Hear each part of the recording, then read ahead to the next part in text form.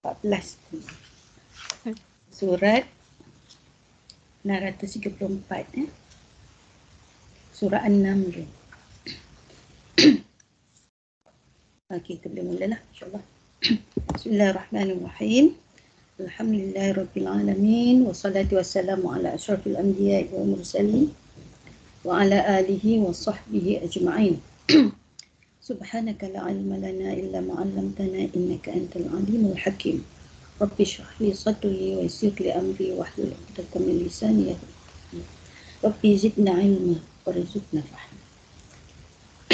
InsyaAllah hari ini kita sambung tadabbur kita pada muka surat 654 surah An-Nam ayat 7 hingga 14. A'udzubillahi samii'il 'aliim minasyaitonir rajiim. Bismillahirrahmanirrahim. إذ قال موسى لأهله إني آنست نارا سآتيكم منها بخبر أو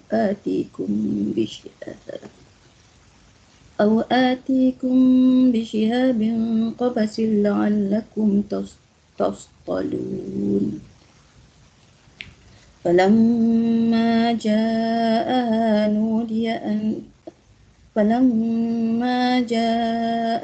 نودي أن بورك من في النار ومن حولها وسبحان الله رب العالمين. يا موسى إنه أنا الله العزيز الحكيم. وألق عصاك فلما رآها تهتز كأنها جان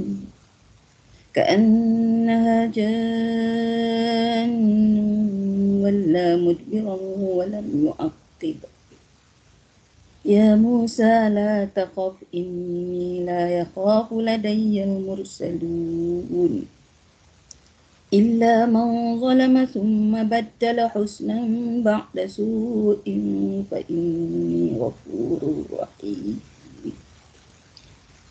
وأدخل يدك في جيبك تخرج بيضاء من غير سوء في تسع آيات إلى فرعون وقومه إنهم كانوا قوما فاسقين.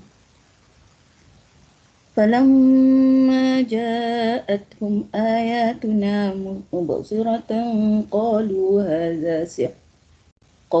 هذا سحر مبين. وجحدوا بها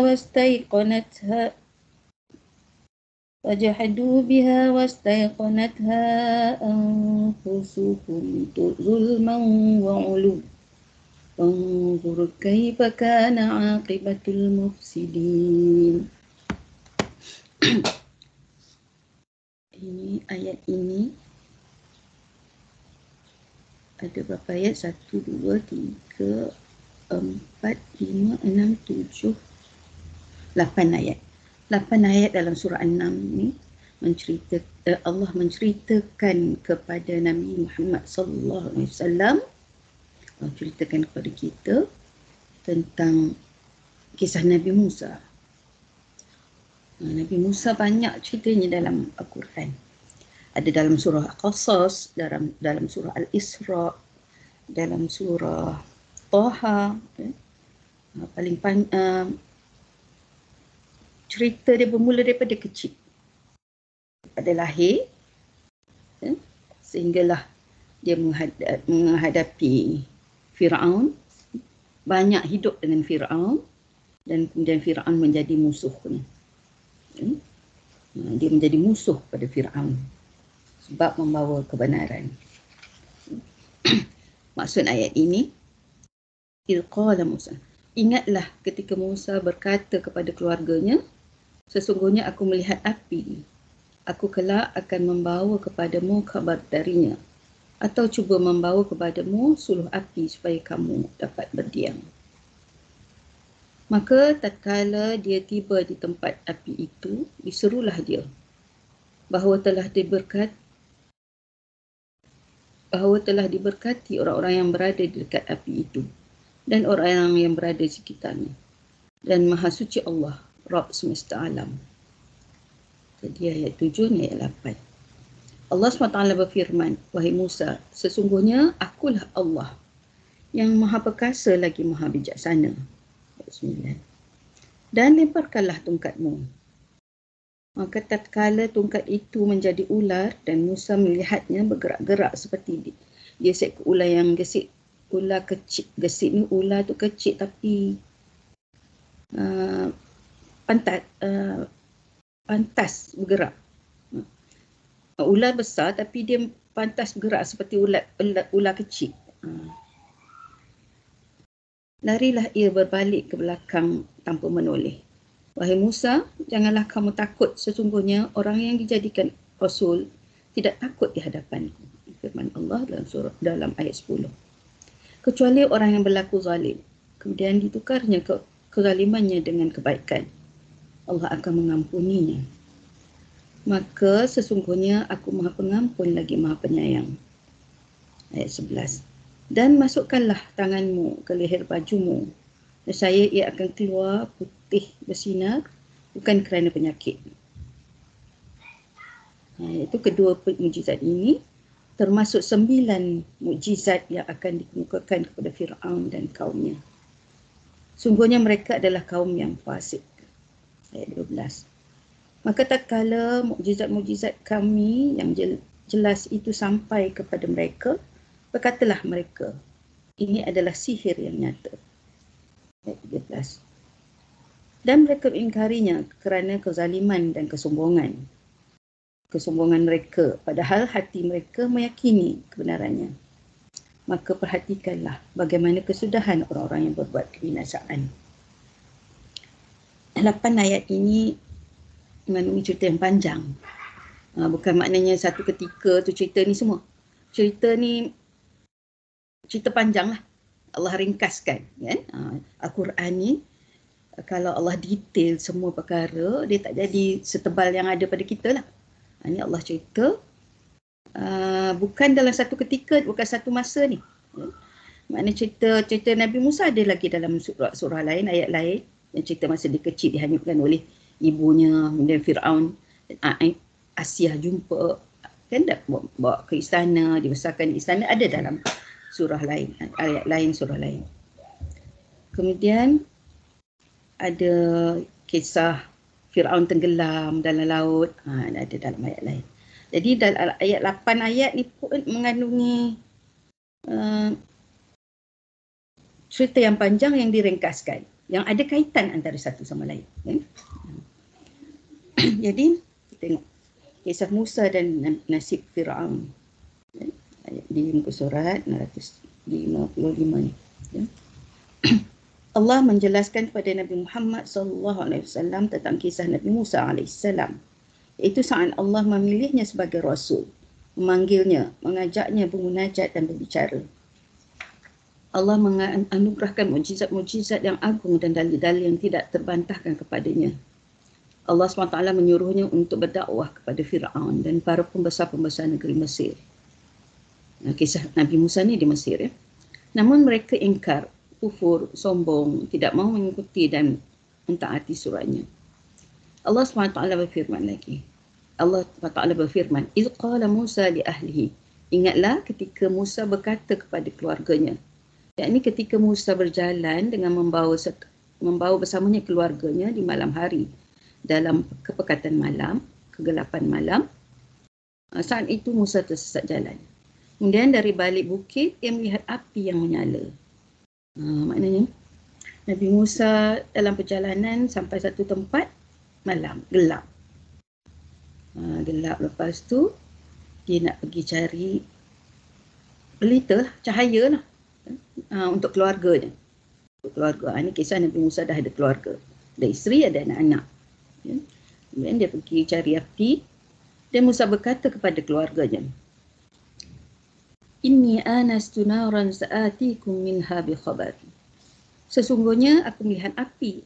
Aku kelak akan membawa kepadamu khabar daripadanya. Mana dia nampak dah daripada jauh nampak api. Maksudnya khabar tentang jalan yang mesti ditempuh. Atikum bisyihabin qabas la'allakum tastalun. Atau aku membawa kepadamu suluh api, pelita lah, supaya kamu dapat berdiam. Maknanya malam, gelap, sejuk je. Kan? Di padang pasir ni malam, dia berangin sejuk. Tak ada salji pun sejuk. Kan? Ayat ni kalian mencari kehangatan dengannya. Dan ternyata, sebagaimana yang diucapkan oleh Musa, ia pun kembali dari tempat kemunculan api dengan membawa khabar besar. Ia juga mengambil cahaya yang besar dari api tersebut. Ni api ni, cerita gambaran api yang sebenar tu, maknanya api, dia nampak, Nabi Musa nampak api. Dalam tafsir lain lah, dia ceritakan api tu putih, nampak cerah terang atas pokok, atas pokok, nampak daun hijau, pokok hijau kan ada cahaya terang atas pokok tu. Itu Nabi Musa nampak cahaya tu. Ya. Kan? Kemudian dalam ayatnya, oleh sebab itu Allah SWT selanjutnya berfirman, falamma ja'aha nudiya an burika man finnari wa man haulaha. Maka tatkala dia tiba di tempat api itu, diserulah dia bahawa telah diberkati. Diserulah dia. Man finnari wa man haulaha. Falamma ja'aha nudiya an, diseru padanya bahawa telah diberkati orang-orang yang berada di dekat api itu dan orang-orang yang berada di sekitarnya. Maknanya api itu bukan api yang membakar. Api yang memberi cahaya.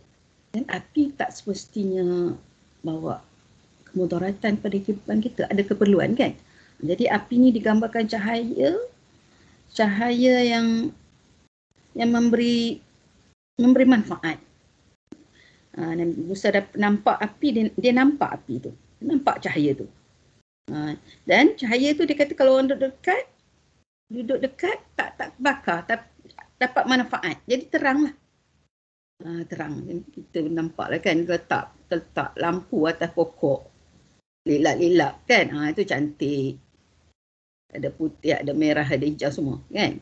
Ini Nabi Musa nampak satu cahaya yang terang atas pokok. Digambarkan dalam hadis, dalam tafsir lain, atas pokok tempat tinggi. Jadi siapa yang berada di sekitar tu nak dapat manfaat. Maknanya cahaya terang lah.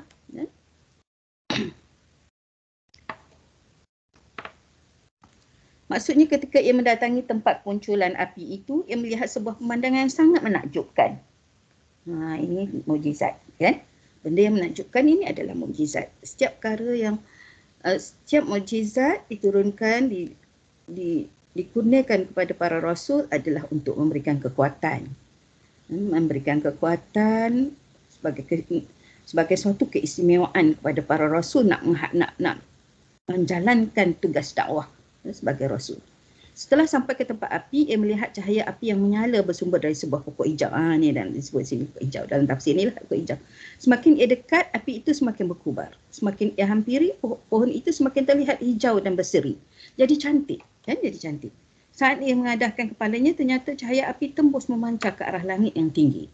Cahaya yang hebatlah, cahaya yang sangat terang, yang cantik, yang bukan menakutkan. Tapi nampak cahaya tu sampai ke langit yang tinggi. Bayangkanlah cahaya putih ni, cahaya yang cantik, bukan api yang membakar, api yang menakutkan, yang berasap, yang dengan bunyinya bila terbakar kan. Ini nampak cahaya tu terang sampai ke langit, memancar ke arah langit yang tinggi. Maknanya terang di sekitarnya dan cahaya tu sampai ke langit. Ibn Abbas radhiyallahu anhu berkata, sinar itu bukan dari api, namun berasal dari cahaya yang berkilauan. Dalam riwayat yang lain, Ibn Abbas berkata juga, Ibn Abbas radhiyallahu anhu berkata, sinar itu adalah cahaya Rabb, Sang Maha Penguasa alam semesta, cahaya Allah. Ya? Maka Nabi Musa pun berdiri tercengang dan takjub dengan apa yang ia lihat. Saat itu diseru, Anburika man finnar, telah diberkati orang-orang yang berada di dekat api. Mana Allah SWT sebut. Allah yang sebut. Ibn Abbas berkata, Burik artinya, burika artinya tuqaddis, telah disucikan. Waman haulaha, maknanya api tu api yang bersih, api yang suci, cahaya Allah. Cahaya Allah. Ni Allah cerita, bukan Nabi Musa cerita. Allah cerita kisah Nabi Musa kepada Nabi Muhammad sallallahu alaihi wasallam. Jadi bila dengar hadis cerita ayat ni, para sahabat Ibn Abbas ni, sahabat menggambarkanlah, menghuraikanlah macam mana yang digambarkan oleh Rasulullah melalui ayat ini. Maksudnya adalah para malaikat. Ibn Abbas berkata, burik adalah artinya tuqaddas, telah disucikan, waman haulaha, dan orang-orang yang berada di sekitarnya. Maksudnya di sekitar sekeliling tu ada malaikat. Cahaya itu adalah cahaya Allah. Cahaya Allah. Maknanya Nabi Musa Allah bawa nak menemui dia sendiri. Itu Nabi Musa menerima mukjizat dengan bertemu Allah SWT. Penafsiran ini dikemukakan oleh Ibn Abbas radhiyallahu anhuma, Ikrimah, Sa'id bin Jubair, Al-Hasan, Al-Basri dan Qatadah. Maksudnya kisah yang kata cahaya itu adalah cahaya Allah, yang diceritakan siapa yang berada di sekeliling cahaya itu mendapat naungan cahaya itu, maknanya dikatakan yang ada di situ adalah malaikat. Ini para sahabat ni lah yang mentafsirkan ayat ini. Maknanya di suasana ketika Nabi Musa alaihissalam menerima mukjizat daripada Allah SWT, menerima wahyu daripada Allah SWT. Kan? Mula-mula menerima wahyu. Beginilah keadaannya. Allah SWT, Nabi Musa bertemu dengan Allah. Digambarkan dalam bentuk cahaya. Jadi kita tak tahu Allah tu macam mana, tapi Nabi Musa tengok cahaya, kan? Bukan makna cahaya tu rupa Allah, kan? Nabi Musa ketika menerima wahyu daripada Allah tu, dia nampak cahaya. Dan Nabi Muhammad dengar bunyi loceng, dengar suara malaikat Jibril datang kepadanya membawa wahyu, kan? Tapi Nabi Musa bertemu dengan Allah, bercakap dengan Allah, dan dia melihat cahaya. Tak dikatakanlah melihat Allah dalam bentuk Allah tu bentuk cahaya, kan? Yang melihat cahaya. Dan firman-Nya lagi. Ustazah nak tanya, boleh tak Ustazah? Okey, boleh. Boleh. Ustazah, apa ni antara nama nabi-nabi kita tu, ada tak yang memang bertemu dengan Allah tu secara direct Ustazah? Tidak melalui macam Nabi Muhammad melalui malaikat, kan? Nabi Musa melalui apa tadi? Cahaya, nampak cahaya. Nampak cahaya. Rupa sebenar Allah SWT tu belum ada, Nabi pun tak, apa maknanya di alam dunia ni orang Nabi. Tak dalam Al-Quran tak ceritalah, kan? Maknanya cerita ada Nabi yang bertemu dengan Allah sendiri, nampak rupa Allah ni di syurga nanti baru boleh nampak, kan? Nabi Musa ni yang paling dekat dapat bercakap dengan Allah, tapi dalam bentuk nampak cahaya macam tu je. Nampak rupa sebenar tu tak adalah, tak ada cerita dalam Quran. Tak ada. Terima kasih Ustazah. Sama. Kita tengok. Rabb yang dan firman-Nya lagi, firman Allah SWT, wa subhanallahi rabbil alamin, dan maha suci Allah Rabb seluruh alam. Rabb yang menciptakan segala yang Dia kehendaki. Tidak ada satu pun dari kalangan makhluk yang menyerupainya. Tidak satu pun makhluk ciptaannya yang meliputi ilmu Allah Ta'ala. Dialah Allah yang maha tinggi, yang maha agung, yang maha berbeza dengan seluruh makhluknya, yang tidak terliput sedikit pun oleh langit dan bumi. Dialah Rabb yang maha esa, yang maha diperlukan oleh para makhluknya, yang maha suci dari kesamaan dengan para makhluknya. Maknanya Allah SWT nak gambarkan Dia Subhana Rabbil Alamin ni. Subhanallah Rabbil Alamin menggambarkan Allah ni suci daripada segala perkara yang sama dengan makhluk. Suci daripada segala ketidaksempurnaan. suci daripada segala persamaan ya, dengan makhluk. Allah Maha Suci lah. Tak sama dengan makhluk. Tak ada sebarang kekurangan, tidak ada sebarang kelemahan, tidak ada sesiapa pun, sesuatu apa pun yang sama dengan Allah. Jadi Allah ni Maha Suci lah. Dia semata-mata yang boleh kita sebut Subhanallah, Maha Suci Allah. Kan? Jadi Allah nak ceritakan dia sebagai Tuhan, dia Maha Suci, Maha Berkuasa, Maha Pencipta, Maha Tinggi, Maha Agung dan berbeza sekali daripada makhluk. Yang Nabi Musa nampak tu cahaya je. Bukan Allah sebagai Tuhan, kan? Maknanya kalau kata cahaya macam contoh yang sama seperti matahari ke, seperti bulan, maknanya Allah sama dengan bulan, kan? Tapi itu bukan, maknanya Allah tidak sama sekali. Jadi Allah SWT tunjukkan kepada Nabi Musa cahaya yang indah tu saja. Bukan makna itu Allah. Tapi kan isyarat nak bertemu lah, kan? Maknanya ini sebagai suatu simbolik menggambarkan kekuasaan Allah. Cahaya itu sendiri pun tak sama dengan cahaya yang lain. Maknanya cahaya Allah tu tak sama dengan cahaya-cahaya yang lain, yang sebaik mana cahaya bulan pun, sempurna mana cahaya bulan pun tak sama. Ini keistimewaan mujizat Allah kurniakan kepada Nabi Musa. Ya. Allah tunjukkan kepada Nabi Musa. Tapi bukanlah maknanya itu bentuk Allah SWT. Nak tunjuk Allah SWT dia Maha Kuasa, Maha Pencipta, ya, dan dia boleh menciptakan segala-galanya. Dirinya Maha Berkuasa, tak sama dengan sesiapa. Jadi cahaya itu pun hanyalah sebagai lambang kekuasaan dia. Selanjutnya Allah SWT berfirman, Ya Musa, innahu anallahu al-azizul hakim. Allah berfirman, wahai Musa, sesungguhnya akulah Allah yang Maha Perkasa lagi Maha Bijaksana. Allah sebutlah, maknanya bertemu dengan Nabi Musa, dengar kalam Allah. Dengar kalam Allah. Pada ayat ini Allah memberitahu kepada Nabi Musa bahawa yang sedang berbicara dengannya adalah Rabb-nya. Allah yang Maha Perkasa, yang Maha menundukkan, menaklukkan dan Maha Berkuasa atas segala sesuatu, yang Maha Bijaksana pada setiap kataan dan perbuatannya. Nabi Musa dengar suara kalam Allah. Tapi bila Nabi Musa, dia seoranglah dengar. Kan? Kalau dia cerita kepada kita dengar suara dia. Allah cerita dalam Al-Quran, Allah cerita kisah Nabi Musa dengan cerita dia. Maknanya kita tak dengar kalam Allah tu. Kan? Jadi bila jadi ayat Al-Quran, dia merupakan kalam Allah yang disampaikan kepada kita oleh Nabi Muhammad SAW. Nabi Muhammad pun cerita, lalu Al-Quran ni Allah cerita kisah pertemuan Nabi Musa dengan Allah. Jadi Allah bercakap. Allah bercakap. Cerita suaranya macam mana? Tak dapatlah kita nak dengar. Tak dapatlah kita nak tahu, kan? Maknanya kalau suara ni tak boleh, tak ada rakaman.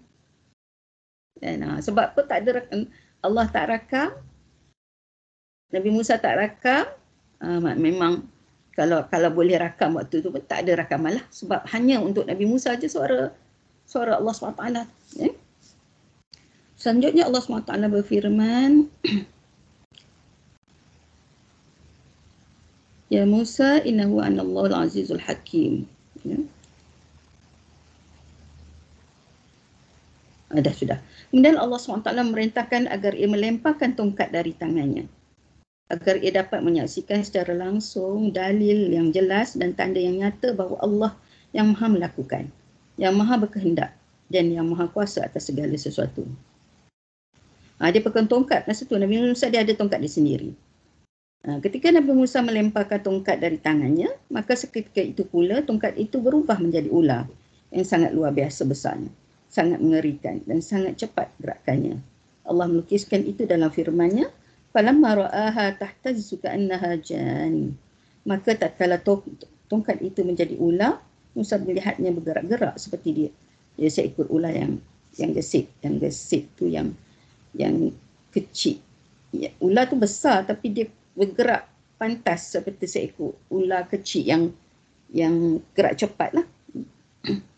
Lafaz al-jan yang termaktub pada ayat ini bererti satu jenis ular yang paling cepat bergeraknya dan paling ganas. Bukan ular kecil lah kalau ganas kan. Ular besar tapi dia pantas macam bergerak macam ular kecil. Itu jan. Jan tu dia ular yang paling pantas dan paling ganas. Ketika Musa menyaksikan kejadian itu, wala mudbiran walam yu'aqib. Larilah ia berbalik ke belakang tanpa menoleh. Dan nampak cahaya, lepas tu nampak ular pula. Takut, Nabi Musa takut kan? Kerana kuatnya keinginannya untuk meninggalkan ular. Itu dia takut larilah. Ya Musa la takhaf inni la yakhafu ladayyal mursalun. Wahai Musa, janganlah kamu takut. Sesungguhnya orang yang dijadikan rasul tidak takut di hadapanku. Jadi Allah SWT berfirman, Allah cakap dengan Nabi Musa, jangan lari, jangan takut. Semua Nabi ketika nak menerima risalah kerasulan, macam itulah keadaannya. Macam-macam peristiwa berlaku. Nak menerima suatu amanah yang besar kan. Jadi Nabi Musa tengok ular tu, tungkat dia jadi ular. Dia takut, dia lari. Tapi Allah SWT tegur, jangan takut, jangan lari. Jadi dia patah balik lah. Ya. Semua Nabi, semua Rasul, Allah kata, macam itulah keadaannya. La yakhaf ladayal mursalun.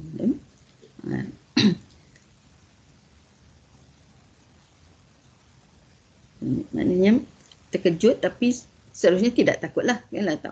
Maksudnya jangan takut dengan pemandangan yang engkau lihat kerana sesungguhnya aku hendak memilihmu sebagai rasul dan menjadikan kamu sebagai nabi dan orang yang terkemuka.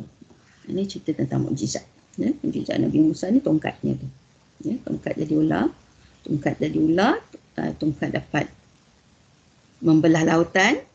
Ya. Tongkatnya jadi ular boleh menelan ular-ular ahli sihir kan. Tongkat itu bila ada keperluan Nabi Musa ketuk dekat batu, kalau tak ada air keluar air dapat buat minum. Mukjizat kan.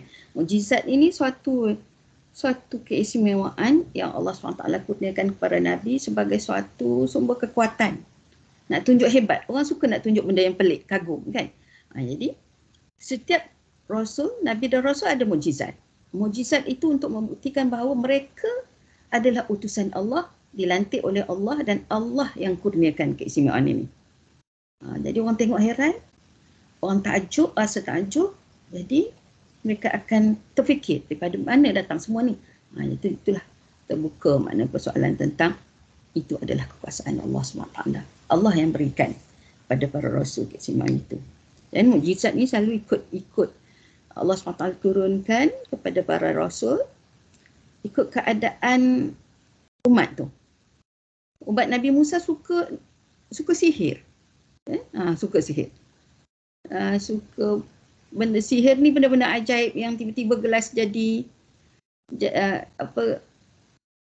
dalam pinggan kosong ada makanan. Ya? Turun hujan emas kan, misalnya macam itulah benda-benda yang pelik kan. Mereka suka sihir, buat kan. Benda tu hakikatnya tak ada, tapi dia macam kelirukan pandangan manusia. Jadi amalan sihir ni menjadi kebiasaan umat Nabi Musa. Jadi Allah SWT kurniakan kepada Nabi Musa mukjizat yang sesuai dengan keadaan umat itu. Firman Allah SWT, illa man zalama summa baddala husna illa man zalama summa baddala husna ba'da su'in fa inni ghafurur rahim. Kecuali orang yang berlaku zalim kemudian ditukarnya kezalimannya dengan kebaikan, Allah akan mengampuninya. Maka sesungguhnya aku Maha Pengampun lagi Maha Penyayang. Pengecualian terdapat pada ayat ini termasuk istisna munqati', pengecualian total. Maknanya Allah SWT sebut ya, tentang apa mak? tentang orang yang melakukan kesalahan, berlaku zalim. Ya. Kemudian ditukarnya kezaliman dengan kebaikan. Allah Maha Pengampun. Allah mengampunkan dosanya. Tak kiralah kesalahan macam mana, tetapi selagi orang tu lakukan kesalahan, dia akhirnya berubah menjadi baik, Allah SWT ampunkan dosa dia. Macam Nabi Musa tadi, dia lari, kemudian Allah kata jangan takut, patah balik, kan? Jadi Allah SWT ceritakan tentang dia Maha Penerima, Maha Penyayang, Maha Pengampun, Maha Penerima taubat. Jadi ayat ini secara umum kepada semua manusia. Allah menceritakan tentang setiap kezaliman, akhirnya jika digantikan dengan kebaikan, Allah SWT Maha Pengampun. Allah akan mengampunkan segala kesalahan. Jadi kesalahan Nabi Musa tadi kecil je lah. Kesalahan-kesalahan lain yang disebut istisna munqati', segala kesalahan, ya, segala dosa, kesalahan, kalau ditukarkan, digantikan dengan kebaikan, Allah SWT tetap akan menerima, ya, akan menerima kebaikan itu dan memberikan keampunan. Ya. Ayat ini sekaligus mengandungi sebuah khabar gembira yang besar bagi umat manusia, iaitu bahawa setiap orang yang melakukan tindakan kejahatan, kemudian ia melepaskan semua kejahatan itu dengan sedar dalam rangka bertaubat dan kembali kepada Allah, maka sesungguhnya Allah akan menerima taubatnya. Allah berfirman, wa inni laghaffarun liman taba wa amana wa amila salihan summa ihtada. Dan sesungguhnya aku Maha Pengampun bagi orang yang bertaubat, beriman, beramal soleh, kemudian tetap di jalan yang benar. Dalam surah lain Allah sebut lagi, surah Taha ayat 82. Allah berfirman lagi dalam surah An-Nisa ayat 110, "Man ya'mal su'an aw yazlim nafsahu thumma yastaghfirullah yajidillahu ghafurur rahim." Dan barang siapa yang mengerjakan kejahatan dan menganiaya dirinya dan ia mohon ampun kepada Allah, nescaya ia mendapati Allah Maha Pengampun lagi Maha Penyayang. Surah An-Nisa ayat 110. Dan ayat-ayat lain sangat banyak berkaitan dengan diterimanya taubat orang yang berdosa. Jadi segala dosa manusia ni Allah SWT ampunkan sebesar mana pun. Ya. Jadi kita dengar cerita, kita ingat cerita kisah orang yang membunuh 99 orang tu kan. Akhirnya Allah ampunkan dosa dia. Ya. Allah tak ampun dosa syirik je. Dosa syirik ni maknanya dia syirik sampai mati. Kan? Sampai dia mati dia syirik. Kalau dia bertaubat sebelum dia mati, maknanya tak syirik lagi lah. Ya, semua dosa diampun oleh Allah SWT. Bila Allah SWT menerima taubat nasuha tu, suci lah daripada dosa. Macam orang balik umrah, Allah SWT ampun segala dosa. Kalau umrah ni terima, kan? Suci bersih macam anak baru lahir. Ya? Itu orang taubat. Macam mu'allaf masuk Islam. Segala dosa dia sebelum dia masuk Islam tu tak hapus. Ya? Jadi suci daripada dosa. Start daripada kosong, bersih, kain putih yang bersih. Allah SWT bila sebut tentang tanggungjawab, bila sebut tentang apa? Tentang amanah, akhirnya Allah sebut tentang dirinya yang bersifat dengan pengasih, penyayang, Ghafurur Rahim, Maha Pengampun, Maha Penyayang. Ya? Makna Allah nak bagi sentiasa beri motivasi pada manusia, ya, pada hamba-Nya. Dia cerita tentang dosa, cerita tentang pahala. Cerita tentang neraka, cerita tentang dosa, tentang syurga. Cerita tentang orang buat salah, Allah SWT cerita bahawa dia pengampun, penyayang. Maknanya Allah sentiasa memberikan kesempatan kepada manusia untuk memilih jalan selamat dalam kehidupan. Selanjutnya Allah SWT berfirman, وَأَدْخِلْ جَيَدَكَ فِي جَيْبِكَ تَخْرُجْ بَيْضَاءَ مِنْ غَيْرِ سُوءٍ Ini kisah apa wahyu mukjizat Nabi Musa lagi. Dan masukkanlah tanganmu ke leher bajumu. Saya ia akan keluar putih bersinar, bukan kerana penyakit.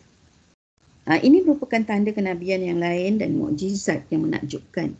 Sekaligus merupakan dalil atas kekuasaan Allah, Zat yang maha berkehendak. Ini juga menandakan maha benarnya Allah yang menganugerahkan mukjizat kepada Nabi Musa AS. Saat itu Allah memerintahkan kepada Musa agar memasukkan tangannya ke dalam leher bajunya. Masuk tangan dalam baju. Okay? Allah suruh Nabi Musa masukkan tangan baju. Dan ketika Musa selesai memasukkan dan mengeluarkan tangannya itu, tiba-tiba keluarlah cahaya putih yang berkilauan. Seakan kepingan-kepingan rembulan yang sinarnya memancar laksana kilat yang menyambar. Allah suruh Nabi Musa masukkan tangan dalam leher baju, lepas tu keluarkan balik tangan. Bila keluarkan balik tangan tu ada sinar, ada cahaya kat tangan. Ya? Cahaya putih yang bersinar umpama bulan. Ya? Kepingan-kepingan rembulan. Tak tahulah cahaya berkeping macam mana kan. Cahaya bersinar-sinar lah. Sekarang ni macam-macam. Kita boleh tengok cahaya-cahaya yang kita tengok cantik, bersinar, berkilauan kan. Itu baru manusia buat. Manusia yang Allah SWT bagi manusia buat. Yang Allah sendiri tunjuk kepada Nabi Musa ni, wallahu alam lah, indahnya macam mana kan. Letak tangan dalam baju, keluarkan, tiba-tiba tangan tu jadi bersinar, berkilau kan? Sebab dia tadi nak pergi cari cahaya kan. Nak pergi cari cahaya. Jadi Allah SWT tunjuk cahaya, macam-macam cahaya. Jadi tentang cahaya ni, kita balik pada kisah Nabi Musa, dia pergi untuk mencari cahaya untuk keluarga dia. Cari lampu, cari api untuk keluarga dia tu. Menggambarkan juga ikut apa yang dihuraikan oleh para mufassirin, menggambarkan tanggungjawab Nabi Musa AS adalah seorang suami yang bertanggungjawab melindungi keluarga dia. Dia pergi berusaha mencari cahaya untuk keselesaan keluarga dia. Untuk berdiam ketika sejuk, untuk memberi cahaya sebab dalam gelap. Jadi ini menunjukkan tentang tanggungjawab suami, memberikan perlindungan kepada keluarga. Bukan hanya kepada perkara-perkara yang wajib, malah perkara-perkara lain yang memberikan keselesaan kepada rumah tangga, kepada isterinya, kan? Kepada anak-anaknya. Cerita-cerita tentang ni. Mana ada dua mukjizat di sini.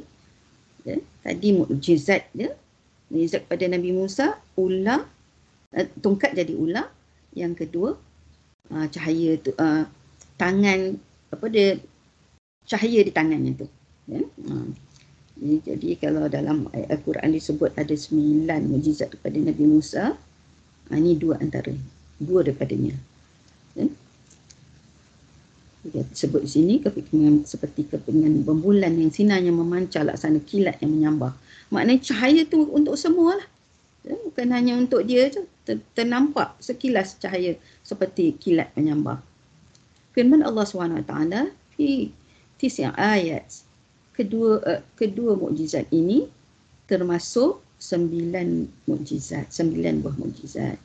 Maksudnya inilah 2 buah mukjizat dari 9 macam mukjizat yang Allah yang akan aku jadikan sebagai penguat bagimu dan aku jadikan dalil yang tidak terbantahkan bagimu. Maksudnya macam itulah ayat ni dihuraikan oleh Ibn Katsir. Ila fir'aun wa qaumihi innahum kanu qauman fasiqin. Yang akan dikemukakan kepada Fir'aun dan kaumnya. Sesungguhnya mereka adalah kaum yang fasik. Adapun mukjizat-mukjizat lainnya sudah dijelaskan saat menafsirkan firman Allah, walaqad ataina Musa 9 ayatin bayyinat. Dan sungguh kami telah memberikan kepada Musa 9 mukjizat yang nyata. Iaitu dalam surah Al-Isra ayat 101. Ada cerita lagi lah cerita tentang mukjizat Nabi Musa AS ni. Ada kisah Fir'aun ya, diserang belalang. Ada apa lagi binatang bila ada beberapa jenis binatang akhirnya memusnahkan Firaun dan kaumnya. Itu ada dalam, saya tak ingat apa binatang itu. Ada nyamuk, ada belalang, ya.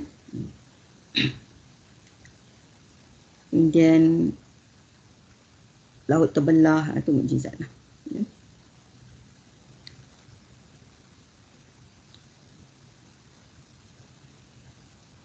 Kemudian sungguhnya mereka ada pun mukjizat-mukjizat lainnya sudah Selanjut Allah SWT berfirman, falamma ja'atuhum ayatuna mubsiratan qalu hadza sihrun mubin.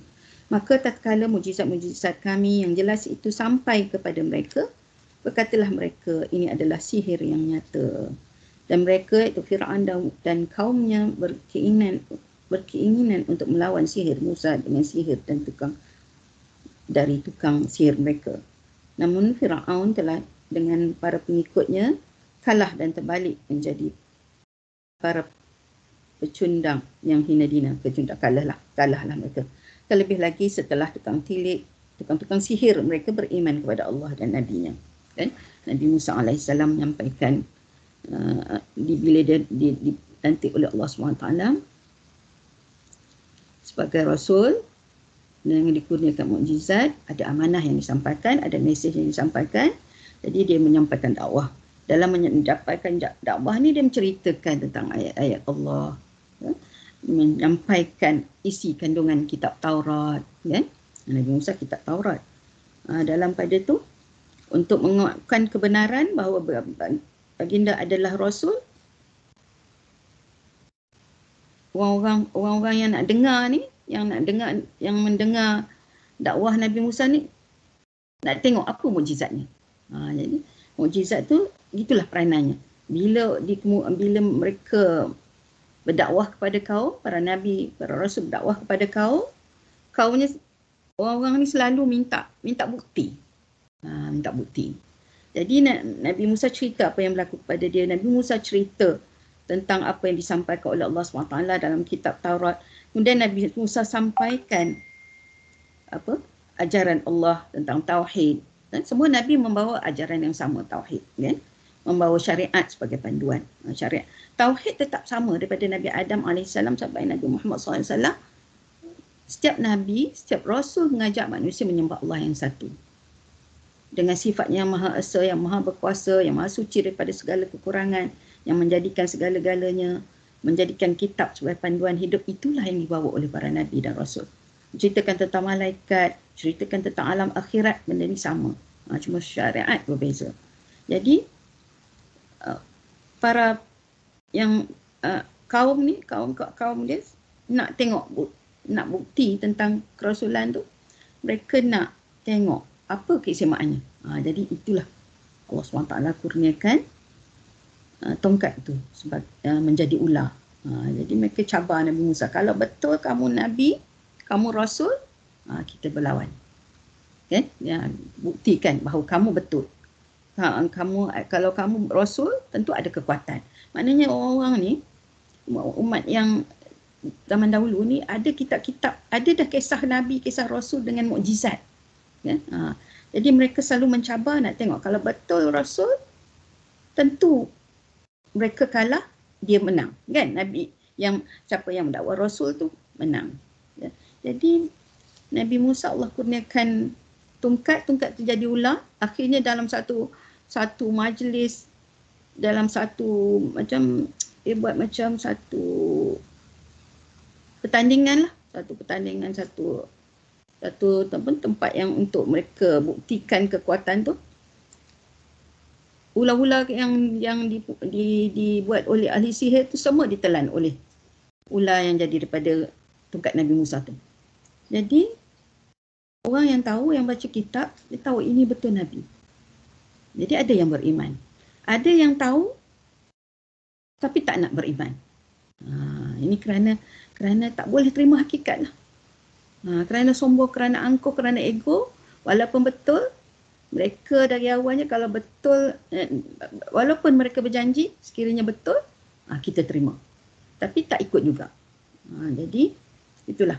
Jadi mukjizat ini adalah untuk memberikan kekuatan kepada para rasul, membuktikan kebenaran, dan akhirnya bila orang melihat ini adalah kebenaran, sesuatu yang benar daripada Allah, mereka akan beriman. Jadi ada orang yang beriman, ada orang yang ahli kitab yang beriman, tapi ramai juga yang tidak beriman. Kerana apa? Kerana ego sombong, mereka tak boleh terima hakikat bahawa Musa menjadi rasul. Gitulah Fir'aun. Fir'aun apa lagi lah, kan? Dari kecil Nabi Musa dia bela, dia tiba nak lawan dia rasa macam tercabar, rasa macam ini lawan tuan kan. Jadi dia tak beriman sampai ke sudah. Macam-macam berlaku pada Fir'aun, tapi akhirnya dia mati dalam keadaan tidak beriman. Selanjutnya Allah SWT berfirman, falamma ja'atuhum ayatuna mubsiratan qalu hadza sihrun mubin. Allah cerita, maka tatkala mukjizat-mukjizat kami yang jelas itu sampai kepada mereka, berkatalah mereka, ini adalah sihir yang nyata. Ini adalah sihir yang nyata. Dan mereka, Fir'aun dan kaumnya, berkeinginan untuk melawan sihir Musa dengan sihir dari tukang sihir mereka. Namun Fir'aun dengan para pengikutnya kalah dan terbalik menjadi para ini saya baca dah tadi. Maka firman Allah selanjutnya, wajahadu biha, dan mereka, Fir'aun dan para pengikutnya itu, mengingkarinya. Mereka secara lahiriahnya menampakkan keingkaran.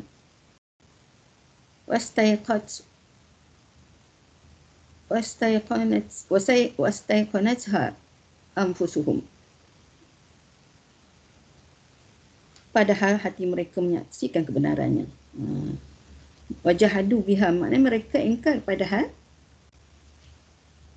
hati mereka yakin benar. Betul lah ni, kan? Mereka itu betul lah. Hebat betul lah ni. Kan? Semua ular sihir, ahli sihir tu kalah dengan Nabi Musa. Ahli-ahli sihir tu semuanya hebat-hebat belaka, tapi kalah juga. Jadi maknanya dalam hati mereka meyakini sungguh hebat. Tak ada tandingan dah. Tak ada siapa boleh menandingi Nabi Musa AS. Mereka mengakui hakikat itu, tapi mereka tidak menerima kebenaran. Mereka menyimpan keyakinan di hati bahawa mukjizat-mukjizat itu adalah kebenaran yang nyata dari Allah. Akan tetapi mereka mengingkari, menentang dan berlaku pongah. Pongah ni apa? Pongah. Degil tidak menerima lah, kan? Pongah atas kebenaran mukjizat tersebut. Zulman mu'uluwa. Zulman mu'uluwa, kerana kezaliman dan kesombongan mereka. Yakni kezaliman dari diri mereka dengan terus menyandang sifat terlaknat dan berlaku sombong dengan tidak mahu mengikuti kebenaran sejati. Maknanya mereka tidak beriman bukan kerana tak tahu, mereka dah tahu, bukan kerana mereka tak lihat bukti, mereka dah lihat, tapi mereka tidak mahu menerima hakikat tentang kebenaran itu. Ini sifat ego sombong. Sombong. Maknanya tak dapat, bukan mereka yang jadi Nabi. Kan? Musa yang bukan sesiapa tu yang menjadi Nabi. Tak mungkin. Tak mungkin nak terima. Itulah ni, kan? Macam itulah kita sampaikan kebenaran. Kadang-kadang orang tak boleh terima, bukan dia tak tahu benda tu benar, tapi tak nak. Kan? Tak nak. Sebab apa tak nak? Hati keras. Hati degil. Tak nak. Na'udzubillah lah. Kita minta Allah SWT sentiasa lembutkan hati kita untuk menerima kebenaran. Tak dapat kita buat, kita ikut dalam hati, kita yakin itu benar, dan kita minta Allah SWT beri kekuatan. Kalau benda itu benar, betul, sentiasa Allah lorongkan untuk kita ikut terima. Kan? Selalunya orang tak boleh terima kebenaran ini, hati dia dah gelap. Kan? Hati gelap. Jadi keras, jadi degil. Banyak sebab. Kan? Sebab daripada dosa maksiat lah. Banyak buat benda lara, makan benda tak halal, makan makanan tak halal, makan riba, hidup penuh dengan rasuah, macam-macam, kan. Jadi hati dah tak sensitif dengan kebenaran.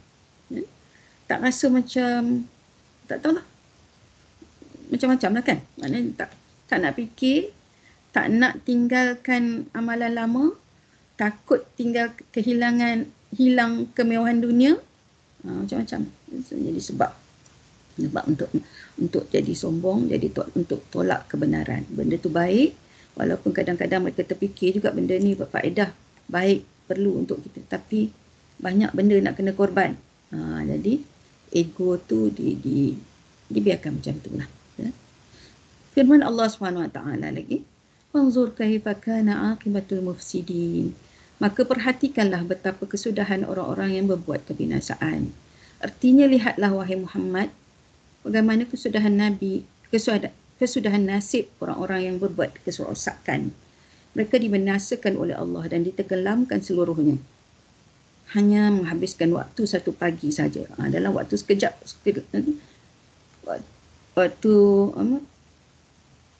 menghabiskan waktu pagi.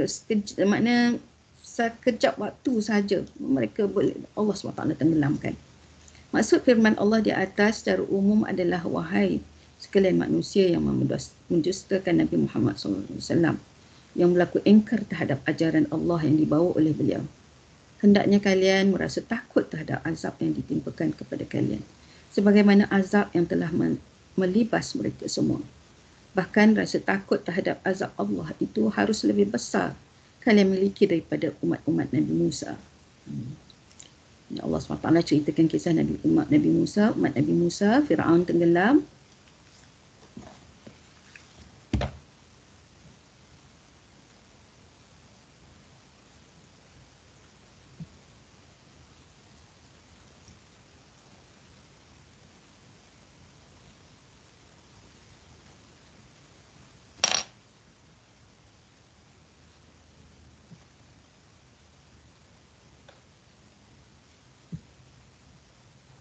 Kenapa Ina? Tiba-tiba Ustazah rasa macam Ustazah cakap seorang. Hilang. Tak ada Ustazah. Okey je. Ya. Okey je daripada tadi. Ustazah tengok-tengok dia pergi ke skrin lain. Okey je Ustazah. Ya. Ini baru buka balik skrin ni. Skrin agaknya tertekan kot. Jadi sampai kat mana ya? Jadi hilang semua gambar ni. Hendaknya ayat ni kan. Yang cerita umat Nabi Musa kan, umat Nabi Musa tu bahkan rasa takut terhadap azab Allah itu harus lebih besar kalian miliki daripada umat-umat Nabi Musa. Maknanya Allah SWT cerita Nabi Musa, kisah Fir'aun tenggelam dalam laut semua tu. Fir'aun yang dikalahkan oleh tongkat Nabi Musa, itu kisah Fir'aun kan. Tapi kisah Nabi tentang umat Nabi Muhammad SAW, Allah SWT sebut sepatutnya lebih insaf daripada itu lagi. Kerana Nabi Muhammad SAW lebih mulia dan lebih tinggi darjatnya daripada Nabi Musa AS. Mukjizat Nabi Muhammad lebih lestari dan lebih kuat daripada mukjizat Nabi Musa AS. Kerana dalil mukjizat yang menyertai Rasulullah Muhammad SAW lebih universal. Di samping itu, kedatangan beliau iaitu Muhammad SAW sebagai Nabi terakhir telah dikhabarkan kepada setiap Rasul yang hidup sebelumnya. Dan Allah telah mengambil sumpah mereka untuk beriman dan menolongnya. Nabi Musa satu kisah Fir'aun, kisah ular, kisah umatnya yang ikut Fir'aun. Tapi umat Nabi Muhammad SAW ni Allah SWT bagi dengan mujizat Al-Quran tu macam-macam benda sebenarnya ada dalam tu. Lebih bersifat universal, lebih bersifat untuk semua. Itu untuk umat berkenaan saja. Dalam situasi berkenaan saja. Orang yang suka sihir dengan kisah Fir'aun yang ego, maknanya menyentuh tentang kehidupan Nabi Musa dalam kalangan Fir'aun dan masyarakat ketika itu. Nabi Muhammad SAW ni di akhir zaman, bila Allah SWT turunkan Al-Quran kepada Nabi Muhammad sesuai untuk segala keadaan di akhir zaman. Di akhir zaman kan macam-macam. Dengan tempat dari segi geografinya, dari segi ilmunya, dari segi teknologi kan berbeza kan. Dari segi tahap pencapaian akal manusia berbeza, lebih canggih. Jadi Allah SWT beri kesempatan pun lebih panjang. Nikmat pun banyak. Ya. Allah bagi dan Allah dengan nikmat dan kesempatan tu Allah SWT bagi nak dapat nikmat tu, ambil semua boleh dapat nikmat. Allah berikan kesempatan untuk menikmati segalanya. Dan Allah SWT beri pengingatan. Dapat nikmat, kena ingat. Kalau tak ingat, Allah bagi lagi peringatan. Nikmat terus dapat. Jadi dalam keadaan ini umat Nabi Muhammad SAW patut lebih bersyukur, kan? Dan jihad perjuangan Nabi Muhammad SAW untuk menegakkan agama Allah jauh lebih hebat daripada nabi-nabi lain, ya, rasul-rasul yang lain. Macam-macam baginda hadapi, ya, dalam perjuangan sampai di usaha nak bunuh, ya, dicampakkan dengan berbagai-bagai, ditimpakan dengan berbagai-bagai berbagai-bagai penderitaan, ya, sampai berdarah, sampai patah gigi, luka. Rasulullah terlibat dengan peperangan, ya, berapa kali peperangan sepanjang baginda utus menjadi Nabi dan Rasul tu, sebab baginda terlibat. Jadi turut berjuang dan hidup dalam keadaan kesempitan hidup, ya. Nabi tak miskin, tak susah sebenarnya, ya. Tapi kalau kita tengok, tidaklah semewah Nabi Sulaiman, ya. Tidak sehebat itu, kan. Jadi Nabi Muhammad SAW penuh perjuangan dalam kehidupan baginda. Jadi Allah SWT suruh kita umat Nabi Muhammad SAW lebih bersyukur. Lebih bersyukur.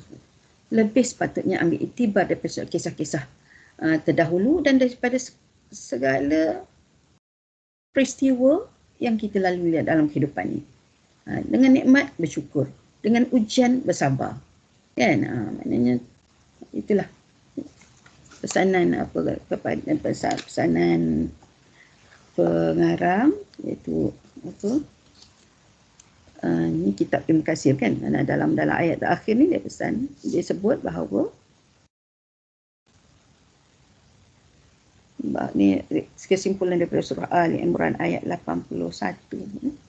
Ini maknanya kita sepatutnya lebih terkesan dengan ayat ini. Umat Nabi Muhammad SAW lebih sepatutnya dapat pengajaran daripada ayat ini, daripada ibrah, dan mendapat ibrah daripada ayat ini. Jadi itulah, ya, kita dapat ambil beberapa pengajaran daripada ayat ini, daripada ayat 8 ayat surah 6 ayat 7 hingga 14 ni tentang kisah Nabi Musa, bagaimana dia bertanggungjawab terhadap keluarga, dan bagaimana Nabi Musa menerima wahyu daripada Allah, dan bagaimana dia Allah SWT berikan mukjizat itu sebagai kekuatan kepadanya, dan akhirnya Allah SWT suruh kita ambil pengajaran daripada kisah yang berlaku dalam dakwah Nabi Musa kepada Fir'aun, ya. Fir'aun, apa yang berlaku kepada Fir'aun, keingkaran, kesombongan, keegoannya itu sepatutnya diambil tibar oleh kita, yang baca Al-Quran. Kisah Nabi Musa ni banyak dalam surah Al-Qasas, surah Al-Isra, ya, surah Taha. Cerita daripada awal lah. Itulah sekat yang dapat kita dapat Ustazah kongsikan bersama hari ni. Enam ni apa? Susah tu sebut surah ni. Surah An-Naml. Kan? Surah An-Nam. Dia banyak pasal cerita-cerita pasal kisah-kisah Nabi. Kisah lah, banyak kisah. Kisah. Menarik lah. Nama pun kisah ada binatang, kan, nama binatang. Kadang Al-Ahzab, kisah perang. An-Nam. An-Namlu. Belajar bahasa Arab, kan? Bila An-Nam, An-Namlu. Namlu. An-Namlun. An-Namlu. Kalau tak ada alif lam, Namlun. Kalau surah An-Namli bila sambung. Baris bawah. Jadi kita sebut surah sebab dia Melayu, kan? Surah An-Nam. Kena baca dia punya dalam bahasa Arab tu baru boleh baca. An-Namlu, Namlun, An-Namli. Namli tu bila di depan dia ada perkataan lain, kan? Jadi kalau kita sebut surah An-Naml, surah An-Namli. Kalau surah kita campur Melayu dengan Arab tu surah 6, surah 6. Surah An-Naml. Ya. Okay. Lepas ni nanti nak baca, lepas ni dia masuk apa ni, kisah Nabi Daud pula. Nabi Daud dan Nabi Sulaiman. Ini nanti ada kisah Nabi Daud kan. Nabi Daud apa dengan dan Nabi Sulaiman. Nabi Daud tu ayah, Nabi Sulaiman anak pada Nabi Daud. Cerita Nabi ni dalam Al-Quran cerita ringkas-ringkas saja. Ya.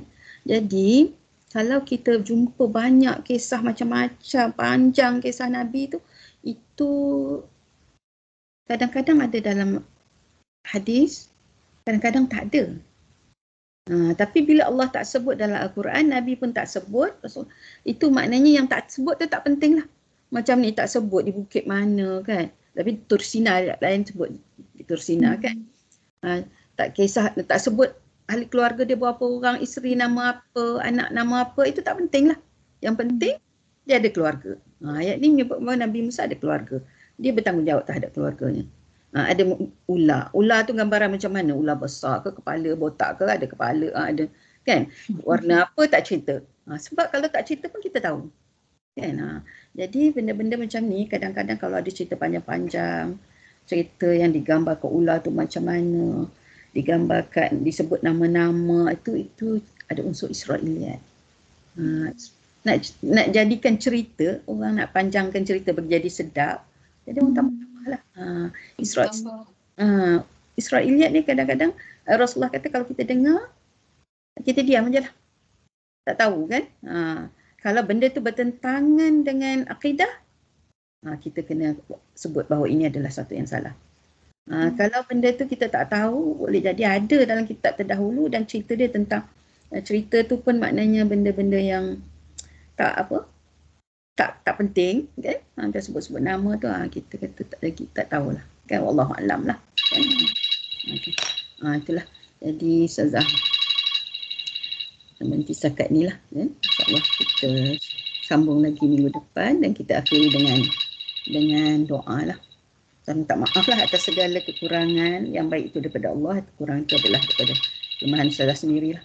Handphone duduk tempat lain lebih kuat pula dah. Saya tengok doa. Sekejap. Okey. Selamat tahun baru Ustazah. Selamat tahun baru. Tahun baru hari ni dah berapa bulan? 5 dah Ustazah. Sekejap je. Sekejap je. Okey, jadi lagi dah puasa Ustazah. Puasa. Berapa puluh hari je lagi kan? Bulan 3 kan puasa. Bulan 3. Tak lama dah. Ya. Sekolah dah habis cuti kan? Nanti cuti lagi kan? Cuti nak masuk tahun baru. Tahun baru. Cuti masuk tahun baru, kemudian cuti lagi. Nak kira tahun baru ni dia masuk pada tahun bulan 3 lah, berarti tahun 2024 lah. Itulah. Banyak cuti ya Ustazah. Banyak cuti. Kita dah office ronok lah tu. Office. Rehat lah kan. Kerja. Tapi kita ni sebenarnya kerja duduk pejabat ke, duduk rumah ke, kerja kan? Ya. Kalau rumah ni lagi tak habis kerja Ustazah. Ya. Itulah. Dari celik mata sampai tutup mata. Tak sedap pun. Tak sihat pula jadinya kalau kita dah biasa kerja tak kerja kan? Betul. Apa? Sel-sel otak tak berjalan Ustazah. Otak jalan fizikal tak bergerak pun kita jadi tak sihat. Ya. Alhamdulillah Allah bagi kesempatan kita meneruskan kehidupan. Kan? InsyaAllah. Alhamdulillah. Belajar lagi Ustazah. Apa ni? Dapat ilmu lagi. Ya Allah. Alhamdulillah insyaAllah. Kan? Okay. Selagi kita hidup, mudah-mudahan kita Allah beri kesempatan untuk belajar. Orang kata bila nak amalnya? Bila nak amalnya Syekh belajar? Belajar tu seiring lah. Kita tahu tu satu-satu dah. Amalan kan ada satu tahu. Kita tahu, kita kenal diri kita, tahu apa kita buat salah betul mana kan. Itu ilmu. Kena buat tu kena buatlah. InsyaAllah. Dan kita akhiri dengan doa. Dan dan kita surah tasbih kafarah. A'udzubillahi samil alim minasyaitonir rajim. Bismillahirrahmanirrahim. Alhamdulillahi rabbil alamin, hamdan hamidin, hamdan syakirin, hamdan yuafi ni'amahu wa yukafi mazidah. Ya Rabbana lakal hamdu kama yanbaghi li jalali wajhika wa 'azimi sultanik. Allahumma salli wa sallim ala nabiyyina Muhammadin wa ala alihi wa sahbihi ajma'in. Allahumma inna nas'aluka salamatan fid din, wa 'afiyatan fil jasad, wa ziyadatan fil 'ilm, wa barakatan fil rizq, wa taubatan qabla al-maut, wa rahmatan 'inda al-maut, wa maghfiratan ba'da al-maut. Allahumma hawwin 'alaina fi sakaratil maut, wa najata minan nar, wal 'afwa 'inda al-hisab. Allahumma ighfir lana dhunubana wa liwalidina warhamhum kama rabbawna shighara. Rabbana hab lana min azwajina wa dhurriyyatina qurrata a'yun waj'alna lil muttaqina imama. Allahumma faqihna fid din wa 'allimna at-ta'wil wahdina ila siratal mustaqim. Allahumma nas'aluka 'ilman nafi'a wa rizqan thayyiban wa 'amalan mutaqabbala. Rabbana توكلنا وإليك أنبنا وإليك المصير. ربنا لا تزغ قلوبنا بعد إذ هديتنا وهب لنا من لدنك رحمة إنك أنت الوهاب. ربنا آتنا في الدنيا حسنة وفي الآخرة حسنة وقنا عذاب النار. وصلى الله على سيدنا محمد وعلى آله وصحبه وسلم. والحمد سبحان ربك رب العزة عما يصفون وسلام على المرسلين والحمد لله رب العالمين. Terima kasih Ustazah. Assalamualaikum. Salam. Subhanak Allahumma Terima kasih Ustazah. Sama. Assalamualaikum. Waalaikumsalam. Waalaikumsalam.